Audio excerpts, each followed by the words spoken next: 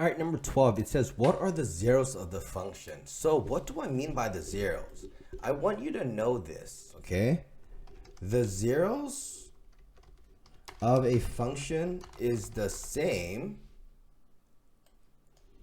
as the solution or the x-intercept, okay? So that is the key idea that you might need to know. So there are two ways to do this.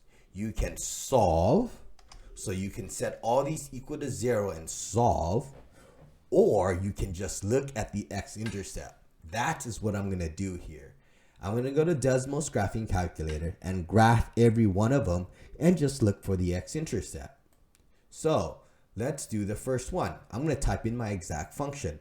Negative x squared plus 2x plus 3. Notice my intersections here are at the point -1 and 3. So that's actually my solution. X is equal to -1 and x is equal to 3. X is equal to -1 and x is equal to 3. There you go. You found the zeros, you found the solutions, you found the x-intercept. All right. Let's do the next one. Okay. The next one has a 6 here. So this should be a 6.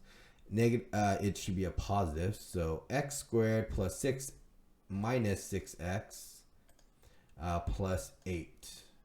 Let's see. Oh, here are the solutions. That looks like it's at a 2 and at a 4. So our solutions here are going to be x at 2 and x is at 4. And let's do the last one. Let's graph that.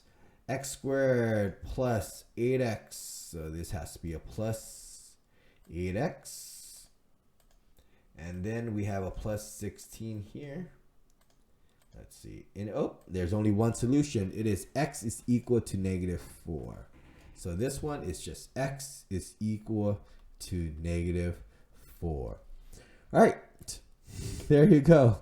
That's how you find the zeros of a function. You can use DESMOS graphing calculator. Okay. On the exam, I'm just going to give you the image and you have to be able to identify the image. That's how it's mostly asked on the exam.